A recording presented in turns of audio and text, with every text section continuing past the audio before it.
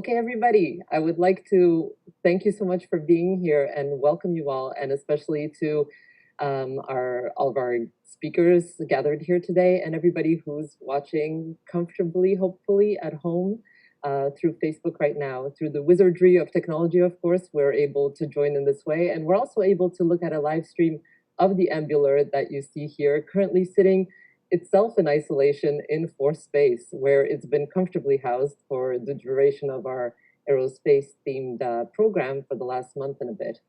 We're super grateful to have Concordia's own Professor Luis Rodrigues here with us and the fine team assembled here from the International Civil Aviation Organization. We're very excited for you all to engage in a conversation about how an ambulance drone, such as this prototype that we're looking at, could be exceedingly valuable, if not crucial, in ensuring timely responsiveness in health emergencies.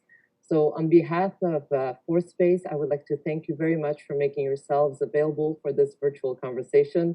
We're really grateful for the opportunity to connect a wide audience with the sort of creativity, engineering, and forward thinking that propels the future of aviation. Looking forward to the discussion.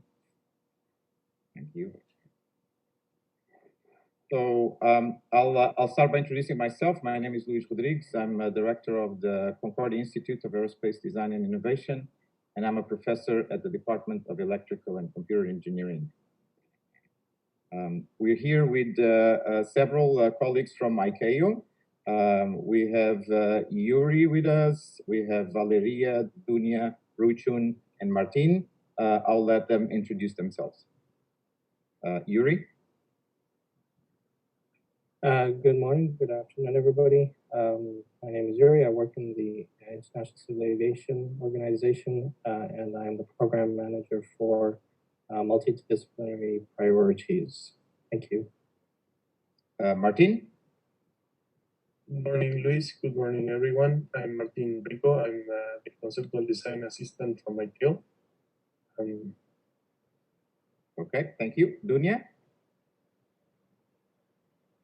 Good morning, everybody. I'm Dunia Abboud. I'm an Associate Analysis Officer at the International Civil Aviation Organization, and I work on the advancement of data-driven decision-making around the world, and I'm increasingly involved in innovation-related initiatives such as the Ambular initiative. Thanks. Thank you. Valeria? Hi everyone, so my name is Valeria Chavez. I started working at ICAO last year in March, and I currently provide administrative support to the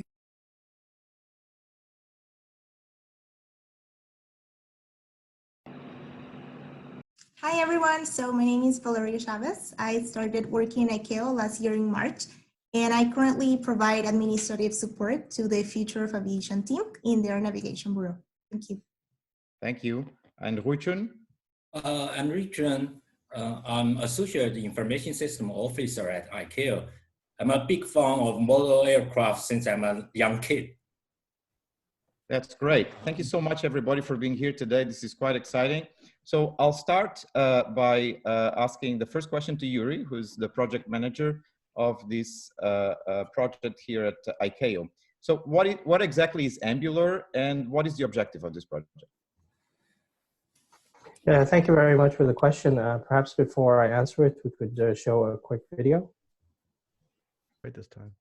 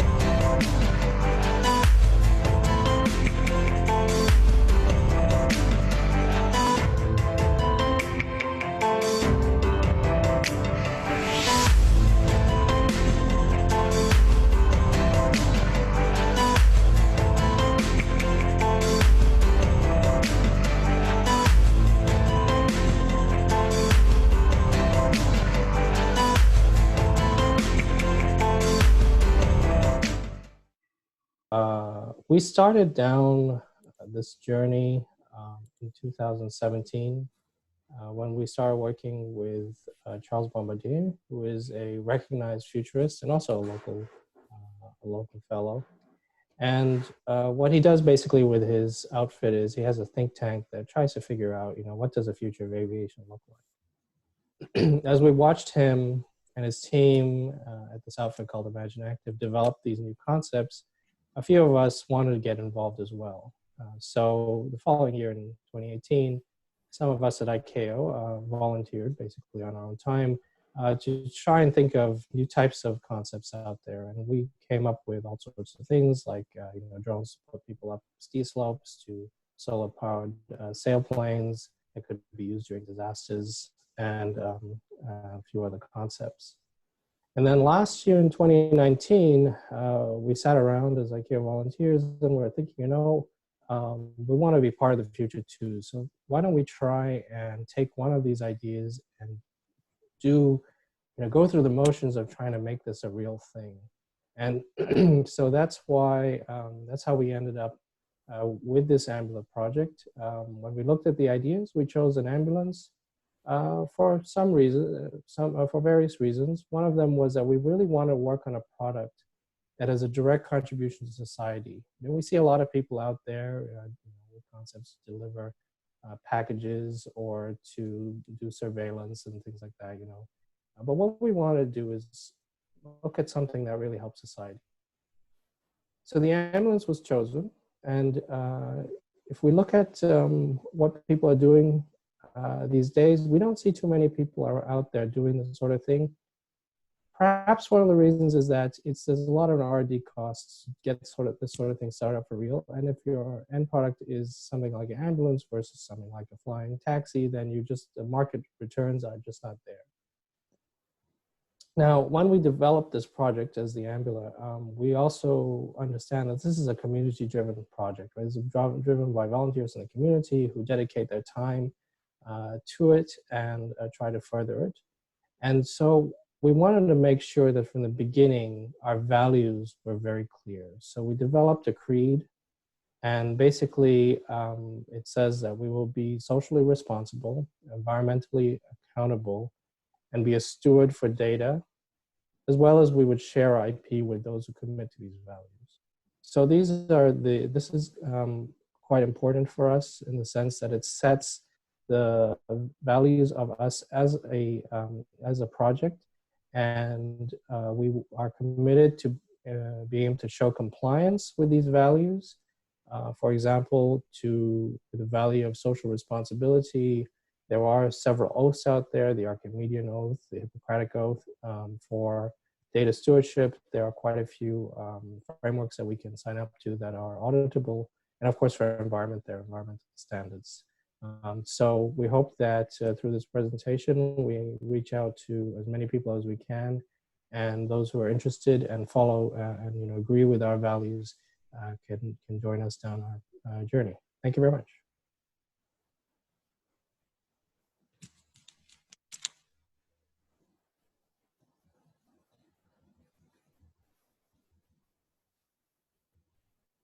Luis, there's no sound. Yes, sorry, I think I forgot to put my sound on. So this is a pretty interesting concept.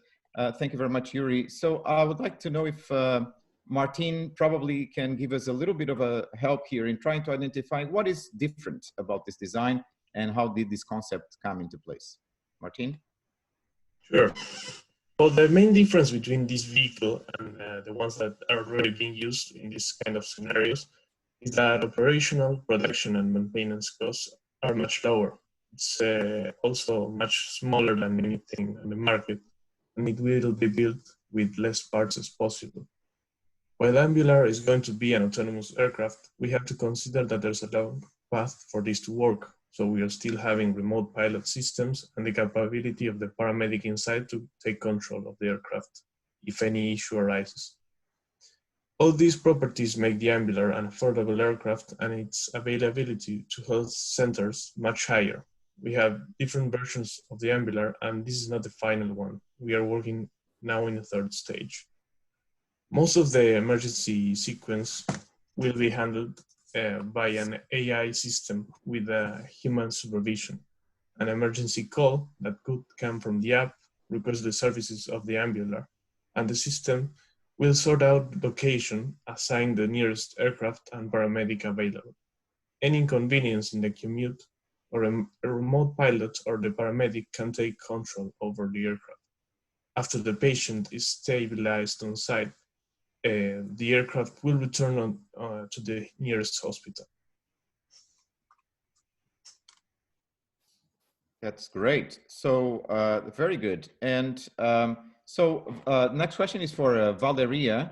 So how do you think that people will react to this very cool idea? Thank you, Luis, for the question.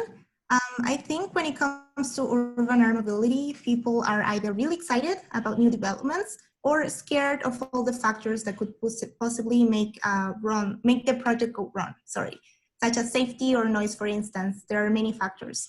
So in my opinion, at this point in time, the Ambular is generating a lot of positive feelings and excitement of what the future of aviation might look like in a few years from now.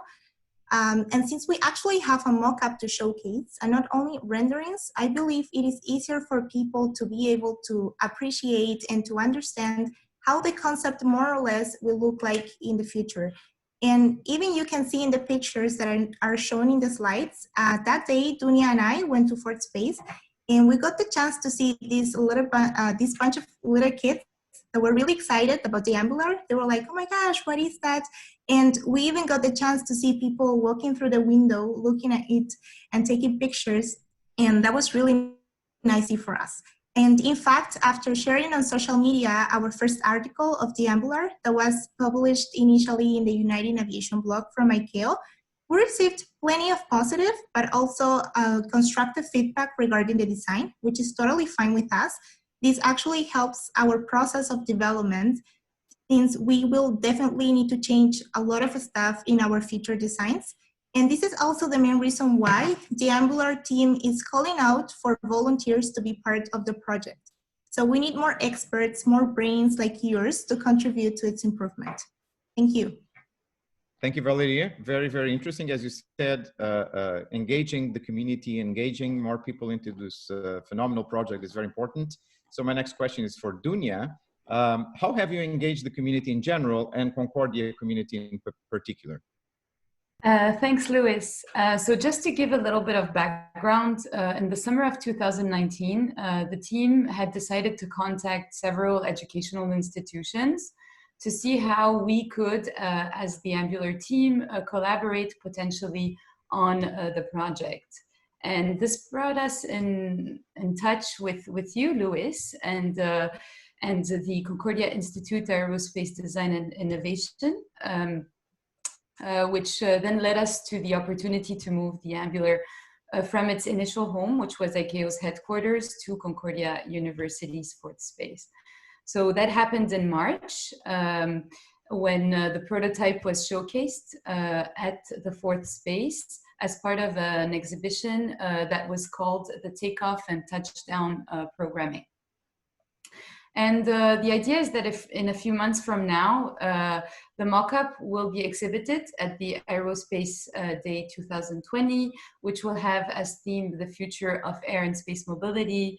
And at that time, several key players, as well as Concordia University students, will be present. So the idea is really to find new sponsors and also to attract students to join the project at that specific time. But next slide, yeah, thanks. So how do we want the community to be involved? So that I think it's important that you know, our viewers understand what we're looking or what kind of people we're looking for. So I'd like to remind that the Ambular is an initiative that is supported by ICAO.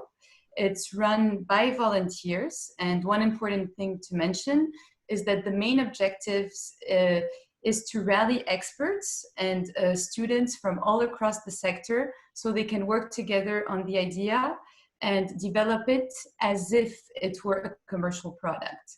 So ICAO is not we're not the Ambular. We're not intending to bring it into market. And because there's no commercial interests, essentially what we see is that the community will be able to work through all the different issues and do so really without bias.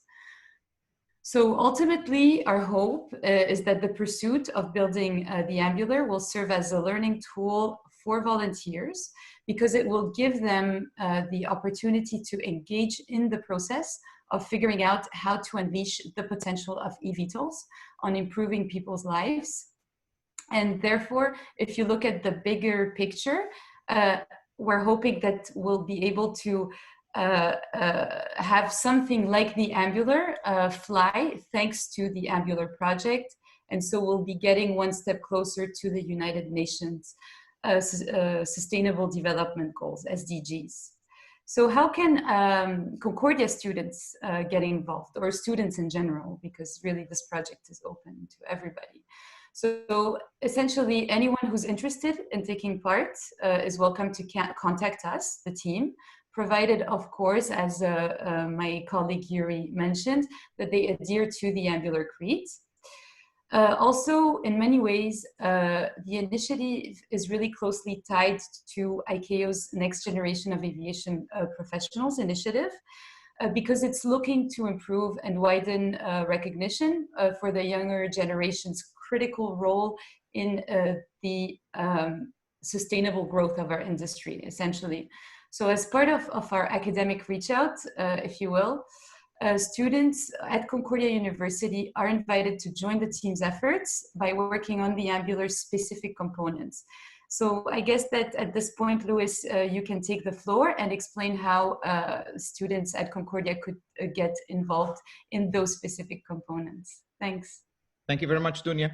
Yes, so there's a slide with exactly, which is this slide, which has sort of all of the important areas that will be into play here. So anyone interested in any of these areas is welcome to join. So we have energy management. Obviously, if we're talking here about a vehicle that is mainly electric, but obviously will have a limited battery capacity. So we have to manage the energy that is being used so that we can increase endurance if for longer flights between any given location and the closest hospital. The closest hospital could be far, or it could be reallocated to another hospital. And so we want to make sure that there's a good energy management done. There's also flight simulation and virtual reality. So obviously before any of these vehicles can fly, one needs to perform realistic flight simulation scenarios. Virtual reality, as you're flying, you might want to contact a database of virtual reality that can help you in the guidance and the navigation procedure. Of course, urban planning, because this is going to be flying in a city. So anyone interested in urban planning is more than welcome also to join. Autonomy, it's expected that perhaps the first version is not going to be fully autonomous, but in the future, if flight rules are developed, and if flight controllers and navigation systems that can operate safely are developed, adding more autonomy gradually is an important issue. So that's another area. Air traffic safety and safety management, very, very important. Of course, one will expect that in the future, we'll have more of these urban vehicles moving around in cities. So since the Ambular is not the only vehicle, we'll have to perform air traffic management. And we have to make sure that all the vehicles will fly safely. So safety management is extremely important. Of course, one needs to optimize the trajectories between any two given points to make sure there's no collisions, to make sure that one will consume minimum possible energy and arrive at the destination as fast as possible. And these are conflicting objectives, so some optimization must be done. Certification and regulation essential. Obviously, if there's no regulations in place, and if the vehicle cannot be certified, it cannot fly. So that's an essential area. And finally, obviously, all the health community and all of the emergency response community is more than welcome also to join, because that's the main objective of this vehicle. So, and with that, I would like to now move forward to, so any student, just to finish up, any students that want to get involved can contact the team of ICAO or contact myself, expressing their interest, provided that they support the creed of Ambular. So this is a very exciting project for future research. It is a research and an educational platform, as Dunia mentioned. So my next question then will be now for Ruichun. So what are some of the biggest engineering challenges of this project, in your opinion? I think the biggest engineering challenge is to balance the flight time and the total flight weight. 45 minutes should be the minimum flight time. The weight of Ambular drone will be around 350 kilograms plus 250 kilogram payloads. Therefore, in total, the flight weight will be up to 600 kilograms. The biggest limitation is the battery. Currently, some best off-the-shelf LiPo battery provide the energy density from 245 watt-hour per kilo to 300 watt-hour per kilo. We are open to different types of power, such as hydrogen fuel cell or hybrid system. For safety reason, a drone should have at least 6 motors. Our mockup has 8 motors.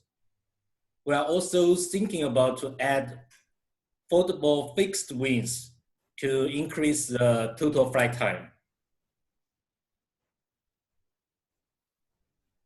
Okay, thank you very much. Very, very interesting conceptual design and engineering challenges. So I guess one of the purposes of this webinar, I would like to thank again everybody that is tuning in to listen to us.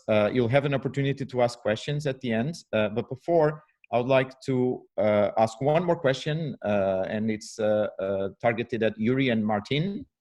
And this question is inevitable in the global situation that we are currently experiencing with the pandemic. Do you think that this vehicle could also be helpful, potentially helpful in a pandemic situation? And if so, how? Yes, thank you for the question. And as you say, it's a very relevant one right now.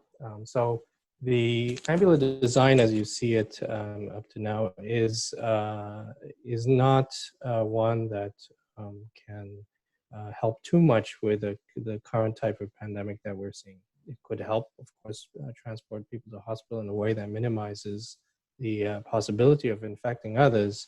But apart from that, I'm not sure it would do too much to flatten the curve or keep demand for frontline health services within capacity.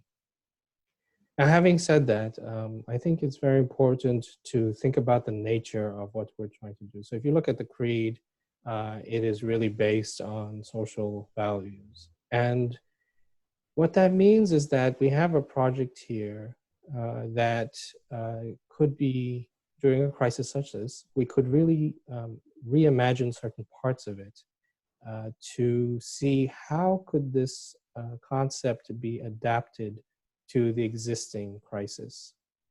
Now, my colleague Martin will take us through some of these in a moment. But before he does, I want to mention that, you know, for many of us, we feel a little bit helpless in the current situation. We cannot do too much apart, of course, from staying at home. But maybe we can use that time that we have, and as we observe the situation as it unfolds, maybe we can think about how we can help to pivot our ideas, whether they're academic ideas or industry ideas. You know, think about what we can do so that the next time we are better prepared. So we do encourage everyone to use their imagination and creativity to look at your projects and see how can this be applied in times of crisis, not just pandemics, but floods, earthquakes, you know, these things that unfortunately human society is faced with every once in a while. So to that end, we have added, for example, in our own design philosophy, that when we design this Ambular and all the other extensions to it that Martin will start showing you a little bit what we're thinking now. That to the maximum degree possible, we really should have dual use for technologies. So one use is the actual use for the design mission, so in this case, transporting a patient to a hospital. But then we should also look at the manufacturing process, at all the components, to see that in any disaster scenario, can this particular component, can this particular manufacturing process be retasked to doing something? And we see a lot of that happening in aviation today with the current crisis. So there are people who are more traditionally, of course, manufactured aviation parts that are looking at designing health, health products. And we want to add this now to our design philosophy. So from the beginning, by design, we're already thinking about how this can maximize its social benefit. So with that, Martin will take you through a couple of ideas of extending the Ambular concept and product line to see how we might be able to respond to such a pandemic in the future. Thank you. Thanks, Yuri. So we are going to introduce a few new use cases due to this situation right now. We have been thinking now in a different scenario. At first, as he said, we didn't think about the pandemic. It's something that, but now you have to think about this. So we thought that we could just have an Ambular pod that flies to remote location and gets plugged in to an outlet and provides ICU service. Also the Ambular drone that provides the best case scenario for like a paramedic is on site but needs the equipment to attend the patient, and it has also provided a screen with a telehealth service, and that's the lineup we are trying to showcase now. These two new aircrafts are just concepts for now. As the Ambular, we need a lot of design and engineering advice from different experts, and I hope you enjoyed the Ambular webinar, and thank you. Thank you, Martin. So before opening it up for questions, I would like first of all to thank all of the people at ForeSpace for inviting us to do this fantastic webinar that we had so much fun preparing and delivering today. In particular, Anne and Douglas, you guys have been very, very good. Thank you so much, exceptionally good. And thank you for, in the first place, inviting us to do it and having the idea to put this forth while we are all staying at home, given the current situation. I would like also to thank the CIADIS, so the Concordia Institute of Aerospace Design and Innovation, for allowing me and our students to have fantastic labs and an environment for research and education, and all of our industrial partners that support CIADI and have been supporting CIADI. All of these industrial partners are more than welcome to support this initiative as well. And there's two in particular that I'm currently working on, applications of navigation and drones that I would like to mention, Marinvent Corporation and SII Canada. But there are obviously many others that have supported and continue to support our institute and are very much interested potentially in this area. So I would welcome everyone now to ask questions, and I would like to finish by thanking Gina Cody School of Engineering for providing us with fantastic environment to do engineering. Thank you.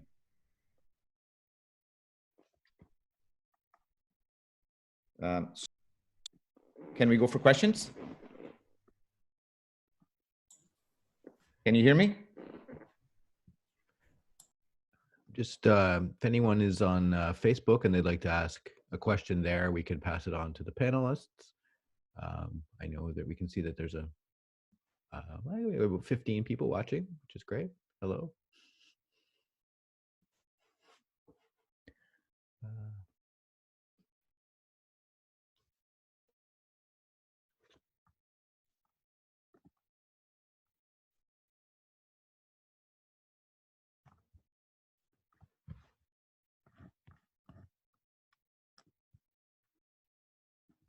Okay, so while we wait, if people have questions, are there any other issues that any of the panelists would like to bring forward to the table? Anything that we forgot, or any ideas that you'd like to, final ideas you'd like to share? Yes, actually, if I may. So, thank you very much for all of the contributions that we have received in terms of the opportunity here to present our case. As you can maybe tell, we're kind of new to this webinar thing, and we're not really sure what's on the other side of the camera. So it's a very interesting dynamic that many people are taking through. I think some people might be a little shy, like they're thinking, okay, this looks interesting. I might have a little time now, but what's going on here? It's not a product. It is a product. It's gonna fly one day. It's not gonna fly one day. So maybe if I could just reiterate a little bit that this we see out there that there are products that are company products. Somebody has an idea, they get some crowdfunding, they go through the valleys of investment and having to catch up with paying bills and things of that nature. And then we see a lot happening in the research and development community, which are normally like individual components of things. And of course, after someone graduates, they gotta start a career and do something along those lines, so they're lost to the project. So what this hopefully is something that's in that sweet spot, right? So it's not a product that's going to go to market. So we're not worried about IP. We're not worried about, if somebody comes to me tomorrow and disproves the entire use case, I'm not losing I'm not losing an investment. I'm not, my stock's not going to crash, right? So we can have a really open and honest discussion with the realities of what we're trying to do here. On the other hand, everyone who wants to build a piece of it can do their part, build it, and hopefully be associated with something that's much bigger than themselves. Of course, that's kind of a spirit that exists in a lot of research facilities, but it also kind of combines aviation development with the emerging, how Silicon Valley and IT, the new IT concept is, which is that open shared environment.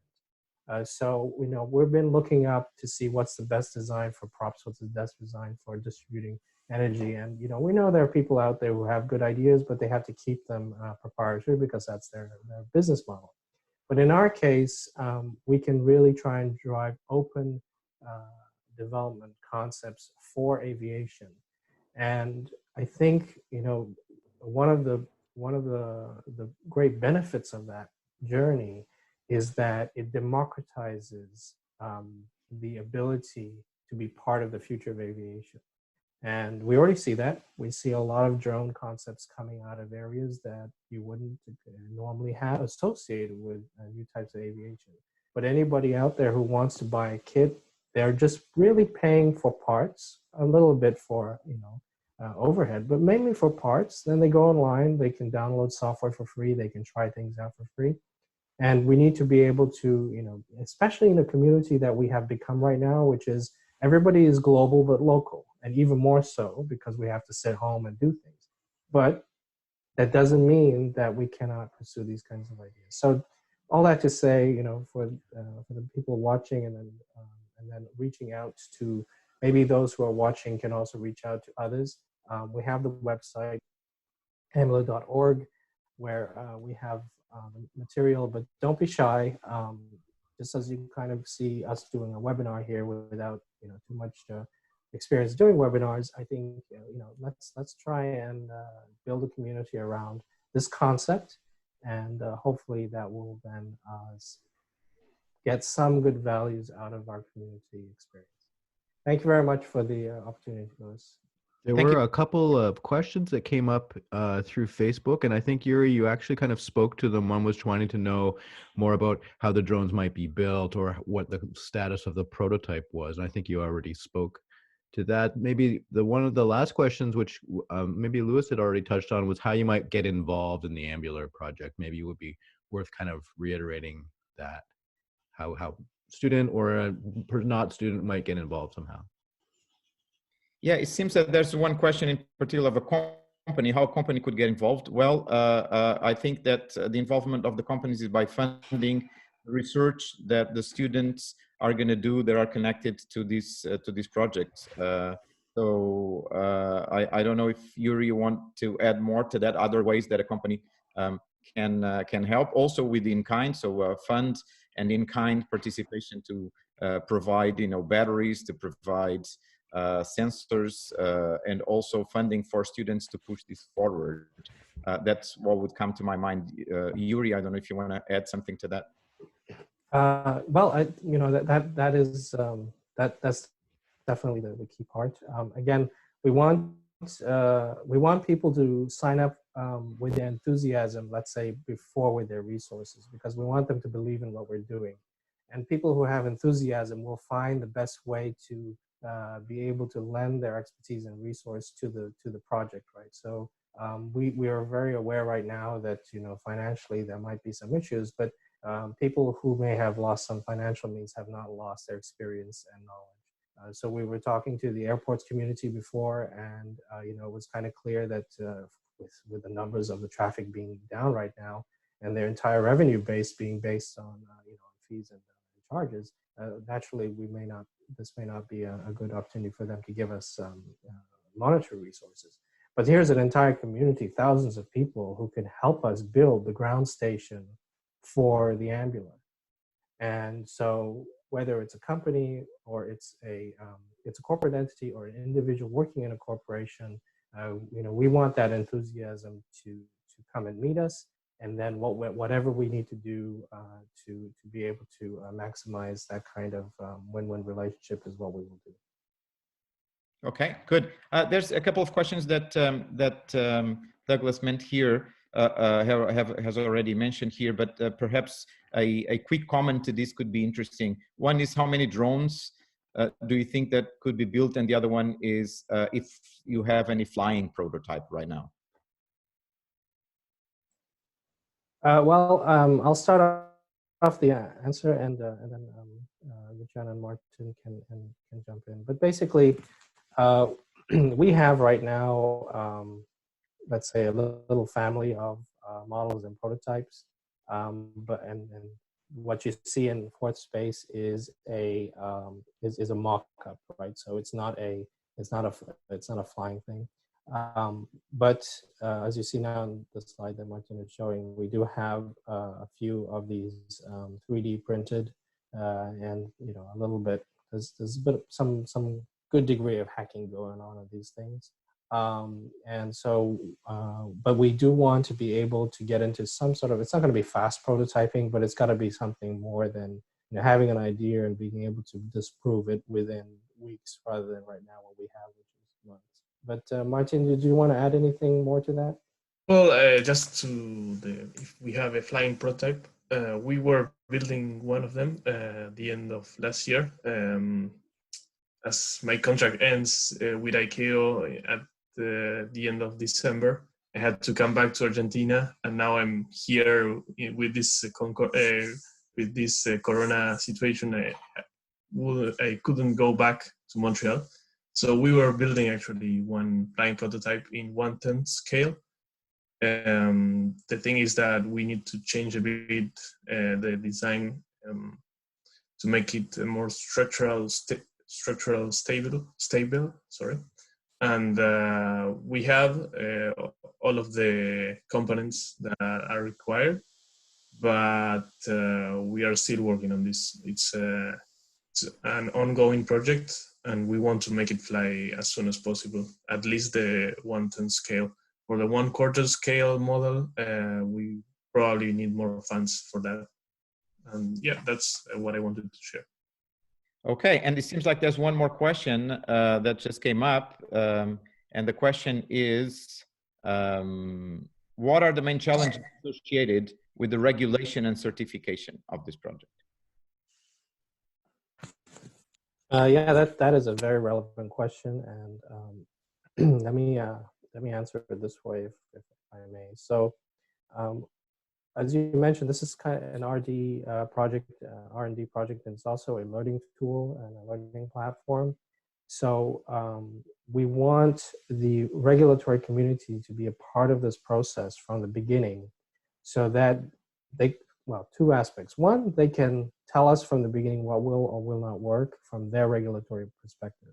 But second, they can evolve their knowledge with us as the Ambular evolves, so that maybe they can find alternative regulatory methods that will still guarantee the public interest, so safety, data protection, all of that. So this is not a product that we are developing to existing regulation. This is a product that we are developing to help find out what the future regulation could be.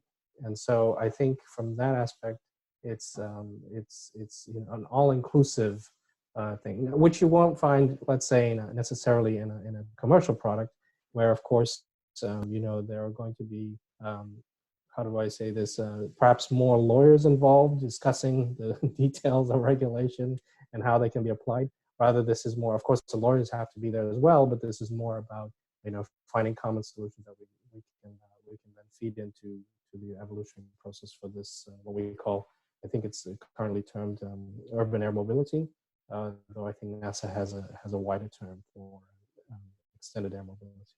Thank you. Okay, thank you very much. And another question just came up here. So when we imagine an ambulance, it's usually trying to move very fast in street traffic. Can you speak to air travel trajectories and the challenges, benefits? Perhaps I can take that question myself.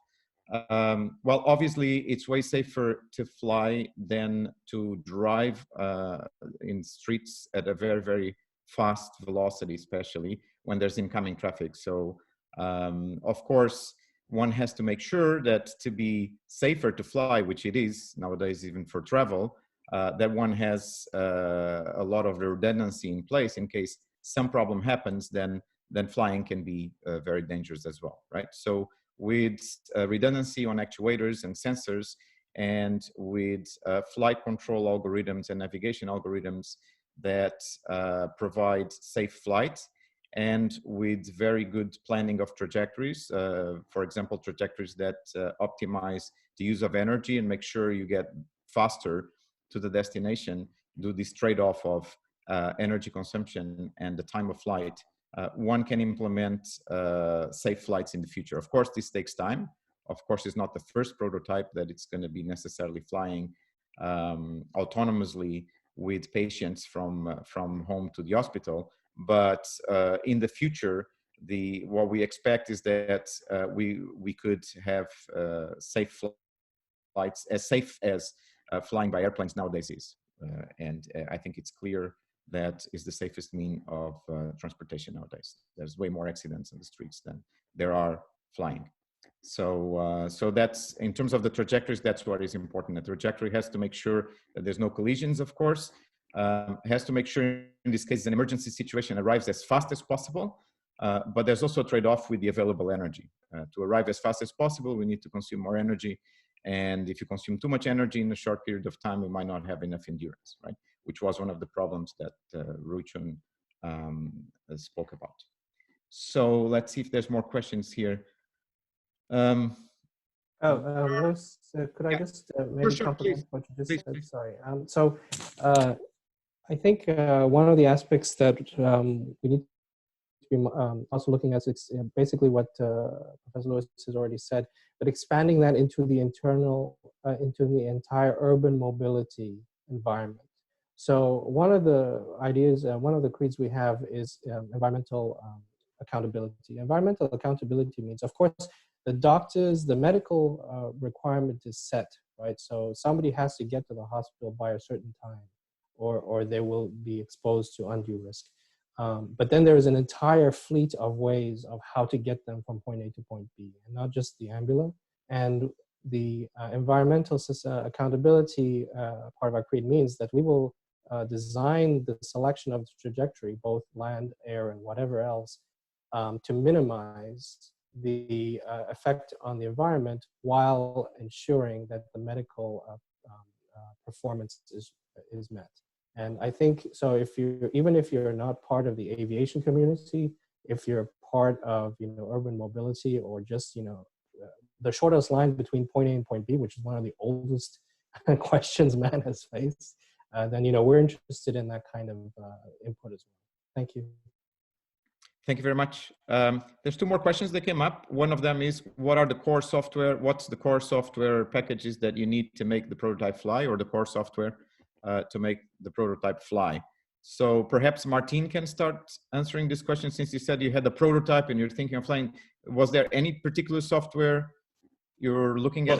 Actually, Ruichun knows more about the software. I think we were using Ardu Pilot for the first prototype, but Ruichun, you know a bit more about this. Ruichun, you have to put your sound. For the small scale prototype, we will try to use different open source control system, like missing plan or something like this. But for the big one, like 1 quarter size, I think we need company or universities involved to design our own. Yes, so a core part, as I was saying before, of the software that goes in the cockpit of this device is going to be the flight planning, the flight management, also the energy management. And clearly, these have to be done according to regulations that already exist in aviation. Main companies in these areas are using C++ to, in fact, more C++ to design these software packages. But of course, they have to follow all of the good regulations for certification of the software and for developing software. So that's what is key here, right? And then at the end, whatever is developed has to be certified before it flies. If it's not certified, it doesn't fly. So it has to be certifiable software is the most important thing here. One last question is, would this sort of ambulance be more cost effective? I imagine as compared to a car ambulance. That's what I would imagine that the question was. Well, yeah, that is a very relevant question. It has to be designed to make sense. And when we talk about cost effective, of course, it depends. If a patient has to get in to the ER in 5 minutes, then sometimes, as we see right now, I mean, when it comes to the balance of cost versus health, it's not a simple equation that someone can figure out. But it's a very good question for somebody if they want to join the team from a social policy perspective to tackle for us. Because, as the team members have already said, there are going to be a lot of people who are going to be more nervous getting in this thing than getting to the hospital sometimes.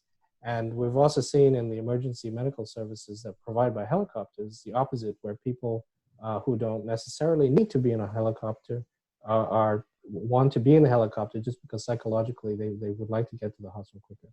So I think it's a great research question for somebody from the business environment to help us figure out. But for sure, if it is not viable, if it's not cost effective, then it's not viable. So it would have to be cost effective. Thank you. Very good, thank you. And another question showed up here. How far could this drone travel before recharging or refueling? Well, given that there's no prototype flying yet, I'm not sure if we can give a definite answer, but I would say definitely that you want to make sure that it's several times the distance from an hospital, the major hospital in a given city, and the outskirts of the city, whatever people might be, wanting to go to the hospital with. So all of the area that the hospital covers has to be, several times that, so that it can go back and forth and don't need to recharge each time you take a patient, right? And in certain, depends on where it's used. If it's not used in a big city and you're more in the countryside, then of course you would have to have larger reach, right? Larger range.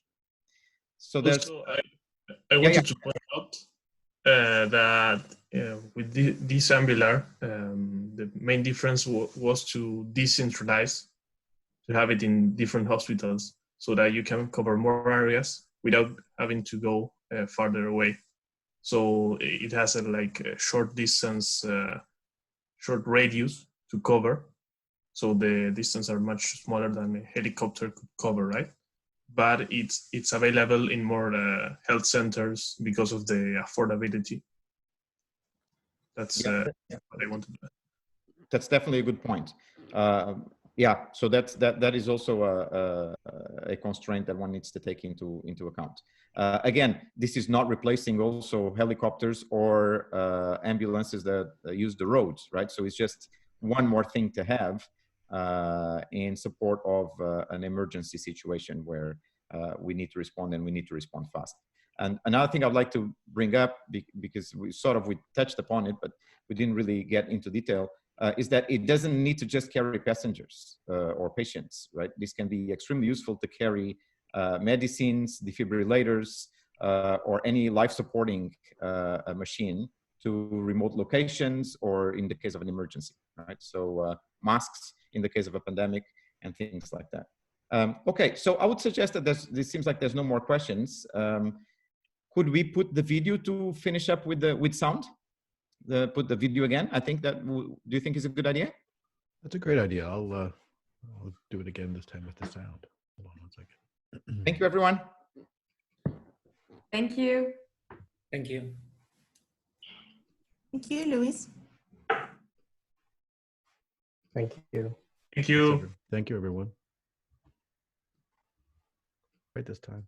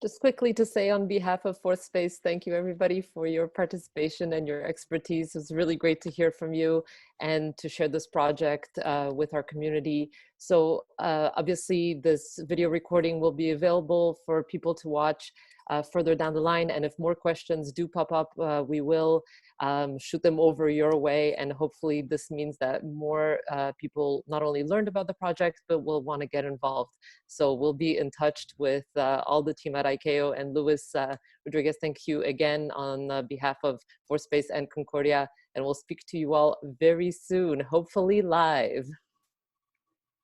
Bye. Thank you very much. Thanks, everyone. Bye. Thank you very much. Bye-bye. Thank you very much.